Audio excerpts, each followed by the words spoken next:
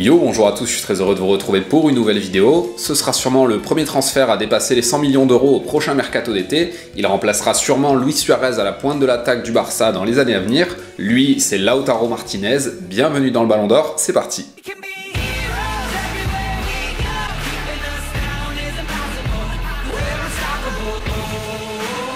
Né en août 1997 à Bahia Blanca en Argentine, il aurait sûrement aimé être nutritionniste, voire basketteur s'il n'avait pas basculé très tôt dans le foot. Son père était également professionnel en tant qu'arrière gauche, c'était dans des petits clubs, mais ce fut suffisant pour déclencher une passion. D'ailleurs, avant de détruire les défenses, il en faisait lui-même partie, c'est un peu le poste de prédilection des Martinez, sauf que bon nombre de ses qualités, dont la vitesse, vont lui permettre de s'installer progressivement en attaque où il arrivera à faire ses preuves, tout comme ses idoles que le championnat de France connaît bien, l'ancien niçois Dario Svitanic et la terreur colombienne Radamel Falcao.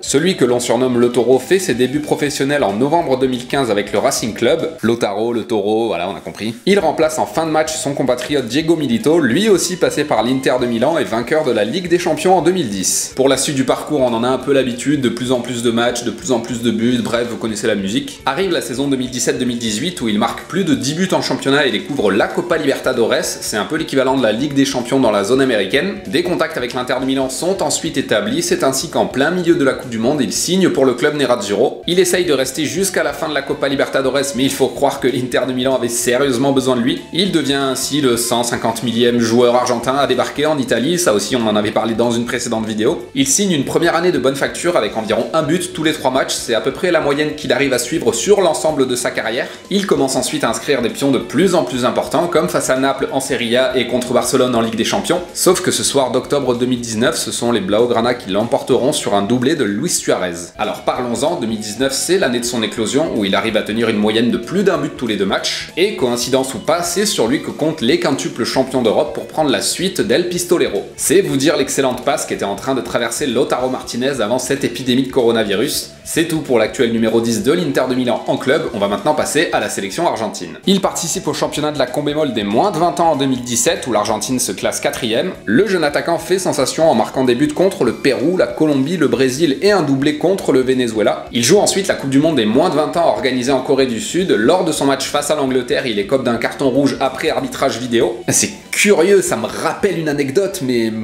ça doit être mon imagination. Il manque le match contre la Corée du Sud et marque contre la Guinée, insuffisant pour passer le premier tour. Peu avant la Coupe du Monde 2018, il fait ses débuts avec les A contre l'Espagne, il remplace Gonzalo Higuaín et vit le calvaire de son équipe jusqu'au bout, qui sera balayé 6-1. Ah mais ça aussi, ça me dit quelque chose. Il participe activement à la Copa América en 2019, qui voit l'Argentine terminer 3ème après s'être fait éliminer en demi-finale par le Brésil. Il connaîtra quelques temps plus tard son jour le plus heureux avec la sélection, où il inscrivit un triplé contre le Mexique. D'ailleurs, on voit qu'il accumule des bonnes statistiques avec l'Albiceleste, ça fait déjà 9 buts en 17 rencontres, mais le problème c'est que 7 de ces buts ont été inscrits lors de matchs amicaux, c'est un peu léger pour prétendre à une place de grand attaquant. Ce sera sûrement un jour le sujet d'une vidéo, le pourcentage de buts en match amical ou en compétition pour classer les attaquants, vous verrez que ça explique beaucoup de choses. Et c'est déjà tout pour la jeune carrière de Lautaro Martinez avec l'Argentine, on va passer à la conclusion. Il fait partie de cette catégorie de joueurs qui portent son prénom plutôt que son nom sur son maillot, il faut croire que ça devient à la mode. Même s'il poste quelques photos sur les réseaux sociaux, il n'en est pas vraiment fan, c'est tellement rare pour quelqu'un de cette génération qu'il faut le souligner. Approuvé par Lionel Messi et l'une de ses idoles Luis Suarez pour devenir le futur attaquant du Barça dans les années à venir, ça fait déjà plus de la moitié du chemin de tracé. Il commence également à prendre sa place au sein de l'attaque argentine où à part Sergio Agüero, personne ne s'est vraiment dégagé sur les 10 dernières années. C'est précisément dans cette configuration que l'Albiceleste a disputé son dernier tournoi. On avait Messi en milieu offensif avec Lautaro et Agüero en pointe. Ce système de jeu lui convient très bien, il n'y a qu'à voir les merveilles qu'il réalise avec Romelu Lukaku à ses côtés. Sachant qu'il a trouvé son rythme de croisière en club, il semble faire de même en bleu et blanc dans une équipe censée être taillée pour Lionel Messi. La suite nous dira si Lautaro Martinez était la pièce manquante à l'Argentine et la Pulga qui cherchent désespérément à remporter un titre ensemble depuis plus de 10 ans. Et bien voilà, cet épisode du Ballon d'Or est terminé, j'espère que ça vous a plu, n'hésitez pas à vous abonner pour ne pas manquer la prochaine vidéo.